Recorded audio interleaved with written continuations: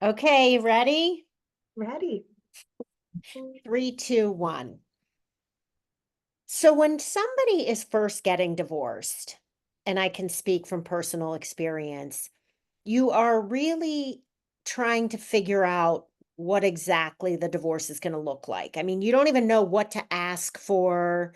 You feel like, oh, I need to go have a consult with a lawyer. That's everybody's first instinct when they're getting divorced. And that's true. You might want to go get a consultation. And the conversation that I'm going to have today with my guest is the conversation I wish I would have had with the two divorce attorneys that I had consults with, because it would have been so helpful. So, the goal of this podcast is for you to think about what you're going to have to make decisions on when you're getting divorced. And my guest is divorce attorney Colleen Breams. Colleen has been an attorney for 10 years. She's a partner at Bierman in Chicago. She serves clients in Chicago and in all the suburbs. And hi, Colleen. Hi, Jackie. How are you? I'm doing great. How about you? Doing well, thank you. Thanks so much for having me on. Well, I think this is going to be such a wonderful conversation because I feel like I saw you nodding your head when I was saying that. Don't you feel like people just don't even know what to ask? They don't know what they're doing and when they're first separated. And so this is just going to serve as such a good tool for them to just know what they're actually doing with their divorce attorney. Oh, I completely agree. I think that when people are in the process of thinking about a divorce and wondering if a divorce is a route they want to go, sometimes they're afraid of the unknown and they're afraid of what exactly a divorce consists of, what to expect, and if ultimately that process is so daunting that maybe they want to stay just because they're afraid of what that means. So I have plenty of consults with people who really don't yet know if they want to do a divorce, but really they just want to gather as much information as they can just so they're as informed as possible. And I find that most of the time when people get a bit more information, they're feeling more confident and they're feeling that they're in better control of their future, whatever it is they decide to do. So I love meeting with people and helping in that way. That is so true. The fear of the unknown actually prevents people from getting divorced also. They might find out what it entails and then say, "Oh, I'm better off staying married." But I would say more than not, I think I agree with you, Colleen. People get all the information and then they think, "Oh, okay, I can handle this." And just before you know it, it's very intimidating. So I want to tell my listeners, Colleen wrote this article for Divorced Girl Smiling. You can find it at divorcedgirlsmiling.com, called Five Illinois Divorce Laws to Consider in Your Divorce. And this is the kind of conversation that I wish I would have had when I was getting divorced, so that I would have known more what to expect and what to ask for and what was important to me instead of just piecemealing it. And so I want to say a couple things before we start the conversation. First is we're talking about five Illinois divorce laws. So if you're in another state, that doesn't mean this podcast isn't going to help you. The laws are slightly different in every state, but we're talking about subjects that are going to come up wherever you live. And the second thing I want to say is that there are more laws than the five laws that we're going to talk about. And all these laws might not apply to you depending on your situation, but these are the biggies. Okay. So let's start, Colleen. The first Illinois divorce law to consider when you're getting divorced is grounds for divorce.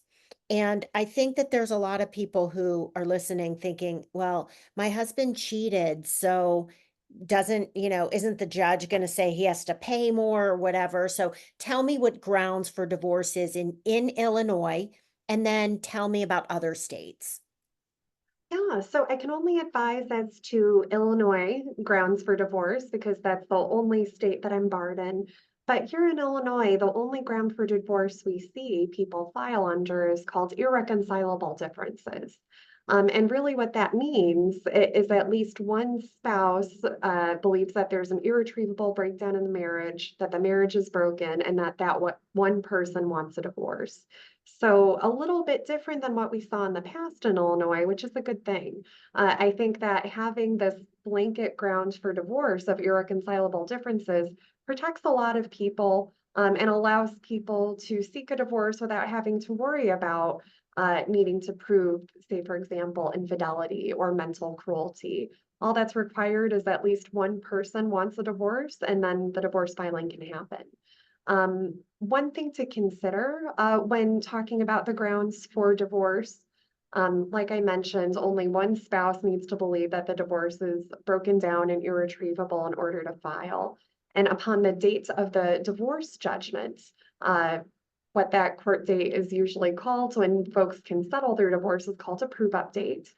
Each side will be asked if they each believe that the marriage is irretrievably broken, past attempts at reconciliation have failed, and future attempts at reconciliation would also fail. That's what the court is looking for, just to be sure that this isn't a situation where perhaps there was just a heated argument and someone wanted to file for divorce just to kind of punish the other, but really they believe that the marriage can be saved. So I think that that's a really important thing to consider. You do not need to prove that you've made attempts to reconcile. That's another thing to know. You don't have to prove that you went to couples counseling, for example. While I think it's beneficial when people think that they could save the marriage, it's not a legal requirement. Okay, now also I want to tell my listeners, you've probably heard Illinois is a no fault state. So that's kind of what Colleen is saying. A no fault state, which Illinois is, means that when you file on the grounds of irreconcilable differences. So no fault means no one's really at fault for anything. Cheating, gambling away all your money is not even a fault. Colleen, correct me if I'm wrong, but anything a person did is not, it doesn't matter, right? I mean, that of course it matters, but it doesn't matter when it comes to filing for divorce. Is that true? That's correct. You don't need to prove any of that in order to file for divorce. Now, a spouse's conduct during a marriage and leading to a divorce can impact a divorce in some limited scenarios. For example, if there is abuse, there may be involved within the divorce proceeding an order of protection, ensuring that anyone who's been a victim of domestic violence is protected, and that's something that could be done within the divorce process. Another thing to consider is, say, the example of gambling or having an affair. That's not something that needs to be proved to file for divorce, but it can impact the divorce. If someone is spending substantial money for what we call a non-marital purpose, and that can look like gambling, that can look like having an affair, that the parties may see what we call a different split of the marital estate. It's not uncommon for attorneys where they see that kind of spending to file what's called a dissipation claim, which is really saying, hey, judge, this person spent all of this marital money for this non-marital purpose, and my client didn't get to enjoy that amount of money. So that amount should be credited against the amount of the marital estate the spender receives and credited to the other spouse. That's one way where it matters and where we see it play out. But just purely for the purposes of filing, no, you don't have to prove any of that in order to get a divorce. You're listening to the Divorced Girl Smiling podcast. My name is Jackie Pilosoff, and I'm your host. I'm here today with divorce attorney Colleen Breams. She's a partner at Bierman LLP, a great firm in Chicago, serves clients in Chicago and in the suburbs.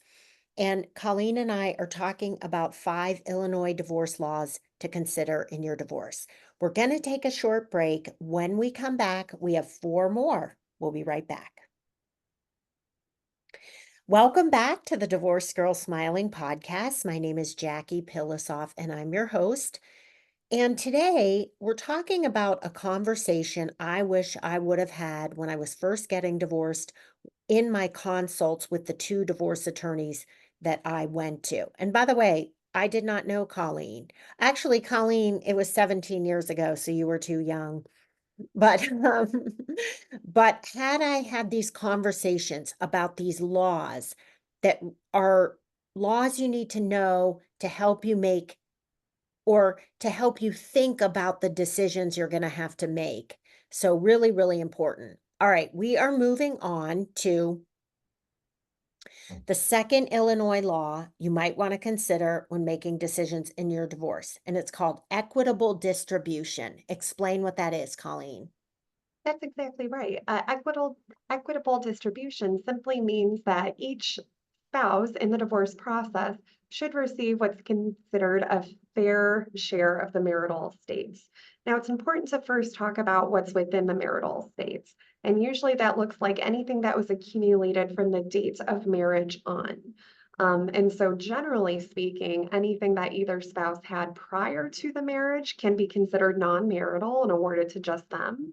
And even during the marriage, gifts or inheritances a spouse may receive may be excluded from the marital estates. Now, all of that is assuming that there isn't a prenuptial agreement in place that changes the characterization of what's marital or not marital throughout the marriage. But the idea here is that each spouse should receive a fair share out of the marital estate, and that doesn't always mean equal. I think sometimes when people hear equitable, they hear equal and they assume that means 50-50. And often that's what that looks like, but not always. The court can take a look at the circumstances of the marriage as well as the non-marital estate that each party is walking away with. I can look at the needs of a particular spouse or any other circumstance and decide that it makes more sense and is more fair for something other than 50-50 to happen. It's highly fact specific. It's also very highly judge specific, but it can happen where we could see a 60-40 split of some assets or 60-40 split of expenses that parents will pay for their children moving forward, just to use a few examples. And it's interesting because this is the part of the divorce that feels unfair. And I'm quoting with my fingers unfair because having gone through a divorce and talking to countless men and women, everybody thinks they got screwed. Everyone thinks, oh, this is so unfair. And so my advice is, and tell me, Colleen, if you agree with this, really think about what's important to you. What really is important? You're going to end up with equitable distribution, meaning what the judge thinks is fair or what you come together with your attorneys or with a mediator, but what's really important to you? And if that entails, maybe saying, okay, um instead of 50-50, I'll give you, let's say you have a lot more assets than your ex. You could say, I'll give you 60-40 because I want more custody of the kids. Like, Colleen, tell me if I'm right, but these are the kinds of deals you can make if you mediate your divorce. And so, while all these things we're talking about are different, unique, different things, they all kind of um they're kind of all mingled together. You have to kind of talk about them all together and just really think about what is going to make you happy and what's really important to you before you worry about like the tit for tat equitable, that wasn't fair. Absolutely. I would say that your assessment is correct, where plenty of people coming out of a divorce process think that, maybe that wasn't the most fair thing in the world. And one thing that you do see when people achieve a settlement, whether that's through attorney negotiation, mediation, or something else, is no one walks away with 100% of what they wanted. And usually, if people walk away with a lot of what they wanted, but not everything, that tends to be a good compromise. And that tends to be what to expect in your divorce process. No one walks away feeling like they won 100% and the other person won zero. That's just not the case. And you're also correct, Jackie, that all of those factors, factors relating to the marital estate and factors related to co parenting, all go into the same divorce process. They're all considerations. And we as divorce attorneys do our best to ensure that we're separating the negotiation or exchange of financial interests in exchange for child related issues. And the reason for that is equitable distribution applies to the marital estate. It applies to the stuff. It applies to the income, assets, and debts and property. And we have an entirely different inquiry when we're talking about child-related issues, which is called the best interests of the child. And that could be very different. And at the end of the day, courts want to ensure that any child or children of the marriage is well cared for, has what he or she needs, and is with safe and appropriate parents, and having liberal time with safe and appropriate parents. And I don't want to spoil the ending for my listeners, but based on personal experience and those who I've talked to over the years, when your divorce is final, you're going to be so happy that you're free and that this is behind you and you get to start a new chapter. That the equitable distribution part of it, you're not going to be thinking to yourself, that was so unfair. You might be thinking about it during the divorce, but when it's over, you're going to be so future focused and so happy and so relieved and so many other wonderful feelings. Not to say that you're not going to be sad, but it's such a huge relief that I found I wasn't focused on like, boy, I bought the house and now I have to split it with my ex. Like, I wasn't thinking that. I was thinking, wow, I get to go home and live in my house. And okay, so what? It's going to be a little financially stressful for a little bit, but I was so relieved and just so happy to have it behind me and to start my new life that I really wasn't so focused on the, tit for tat.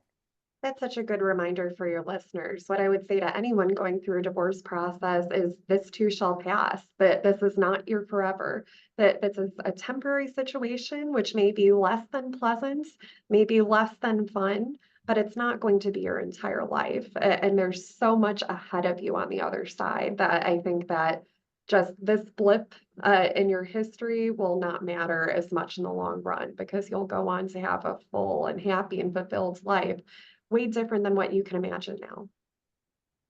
Moving on to number 3 of the 5 Illinois divorce laws you might want to consider when making decisions in your divorce. Maintenance, formerly known as alimony. Now we call it maintenance. Tell me about that, Colleen. Absolutely. So maintenance is generally spousal support. So what that is a payment from a higher earner to a lower earner spouse for usually a finite period of time at a calculated amount set by statute that is meant to support that spouse until they can get back on their feet and be self-supporting and not have a crazy huge shift in lifestyle purely because they're becoming divorced. It's to ensure that that spouse is supported and has what they need in order to move on away from the marriage. Now, So oh, sorry, I didn't mean to interrupt. I was just going to ask you, I've always heard that if you're not married for 10 or more years, you won't get maintenance. Is that true, or does it just depend? yeah, that's not true. It's a calculation that looks at each spouse's respective incomes and that calculates the amounts. And then it also looks at the duration of the marriage, which calculates how long maintenance can be paid. And it's not that it goes from 9.9 years, 0 to 10 years maintenance. It really just impacts the duration. If you have a shorter marriage, you can expect a shorter maintenance payment duration. And when you hit the much longer years, sometimes you're looking at what's called permanent maintenance, which means it's maintenance in place indefinitely until termination factor within the statute triggers.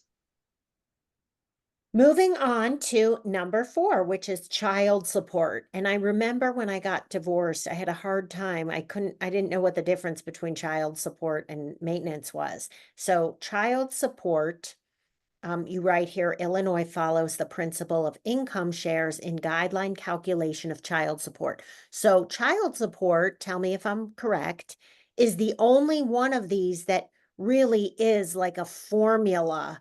Has the least flexibility. Tell me about that. Yeah, so just like maintenance, there's such a thing as guideline maintenance and guideline child support. And what that is a calculation that's pulled directly from the statute. So today, if you're thinking about a divorce, you could have an attorney run some rough figures for you to give you an idea. I would say that child support fluctuates a bit more because you don't quite yet know how many overnights you're going to be getting per year with your child or children if you haven't come to a full parenting plan agreement. So the difference between maintenance and child support is maintenance is purely for spousal support. There can be an award of maintenance in a divorce that has no children at all. And likewise, child support is purely for the support of a minor child. There can be child support payable in a parentage case, which means a case where parties were never married. And the idea is that child support is meant to cover the basic needs and essentials of a child living in another parent's home. So generally what I like to say is roof over the head, food on the table, clothes on the back. That's what child support is meant to cover. And what the statute looks at is the respective incomes of each parent, as well as the number of overnights each parent has with the child or children. And then that gives you a figure. And that's payable for as long as the child is a minor. So once the child turns 18 and graduates high school, that's generally when we see child support terminating. Um, Child support can always be modifiable if there's a change in parenting time that's substantial or a change in income and employment that's substantial for the parties. And maintenance and child support, they both have guideline calculations, but those are guidelines, and sometimes we see courts or parties um, come to a higher or lower amount based on the circumstances. That can be done generally in settlement, where you could say, all right, I know guideline says this, but I think that it makes more sense for more or less to be paid based on the needs of the parties and based on what they agree. It can be very fact specific, but barring an agreement, generally guideline is what you should look at first. Okay, now something that has always bothered me is that child support is based on the number of overnights. And let me tell you why. I'm talking to my listeners also, Colleen. It bothers me because people might have an incentive to have more overnights for that purpose.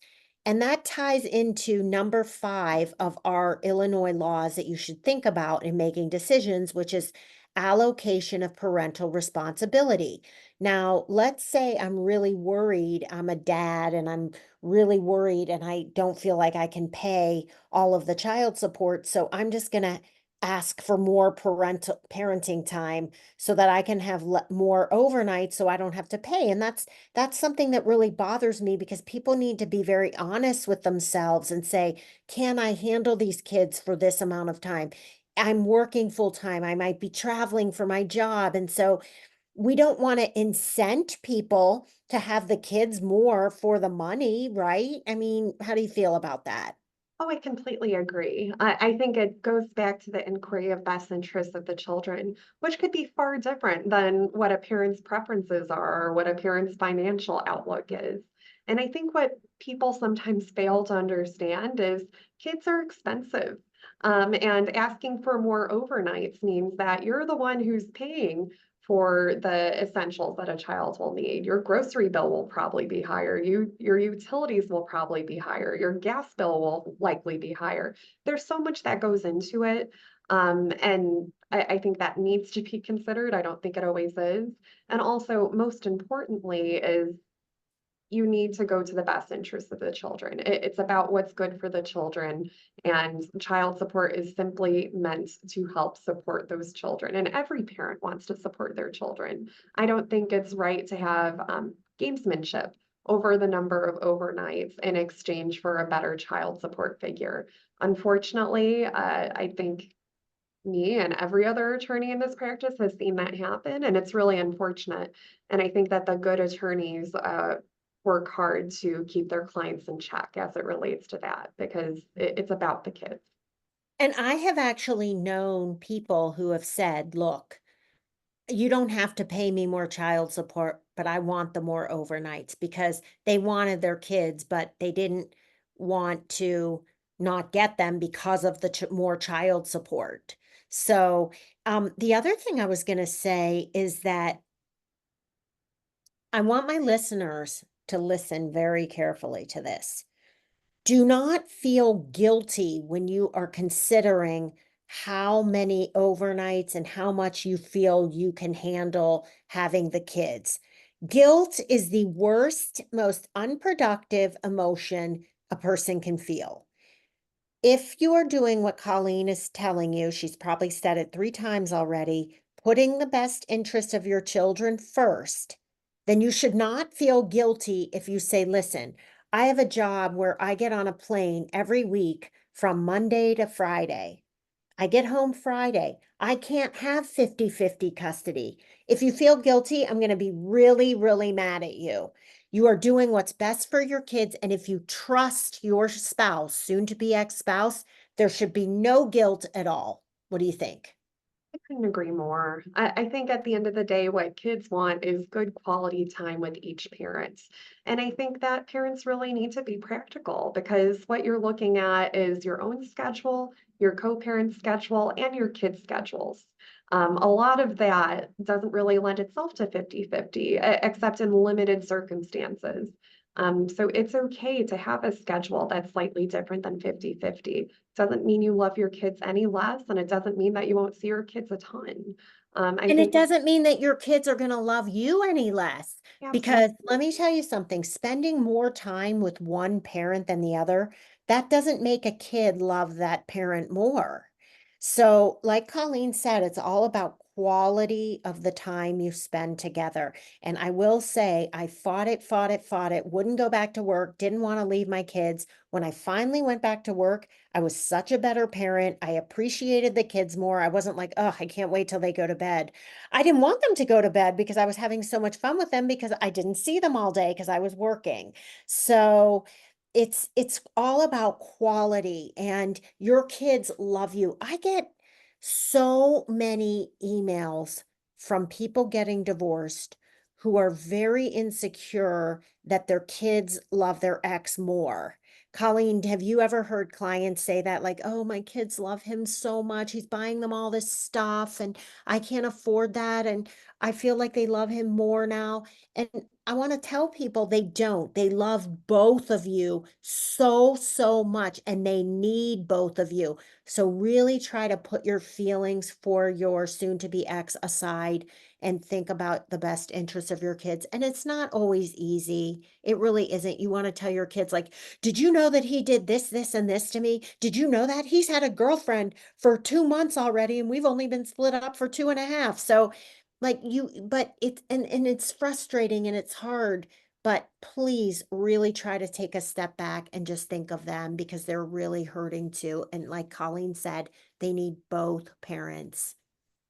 I couldn't agree more. And it actually reminds me of a great judge that I'm in front of very often that very often gives the same speech to parents who are in his courtroom and parents who aren't getting along, which is to ask the parents in front of him to be mindful that their biological child is 50% dad, 50% mom.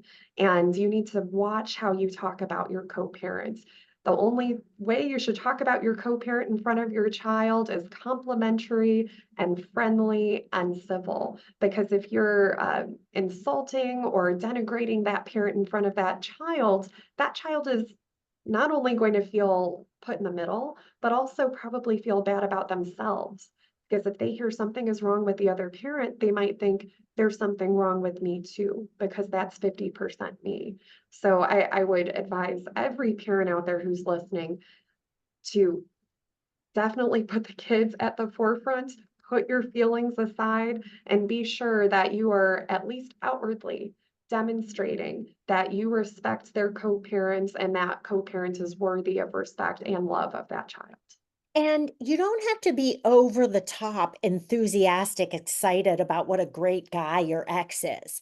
Nobody's asking you to do that or be fake or make stuff up. But when you even say nothing, like I'm going to give an example. Let's say your child says, Mom, guess what? Dad lost 20 pounds. He looks so much better. You may not want to say anything. You may want to be like, ugh, instead of saying that, or just say, even if you say nothing, your child is going to be like, huh, why isn't she happy for him? even if you say, "Well, that's good that daddy is more healthy."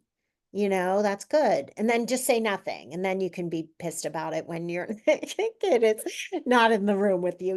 But like these parents, even when they give their ex a cold look, if they think their children aren't looking, they're watching everything you say. They're watching every facial expression. Even if they're like a year old, they know.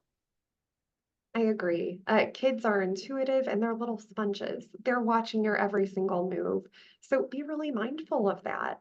Be really mindful of how you conduct yourself with your co-parents. And to your point, Jackie, of course, you may not be best friends. You may not be saying the best, nicest compliments about your co-parents.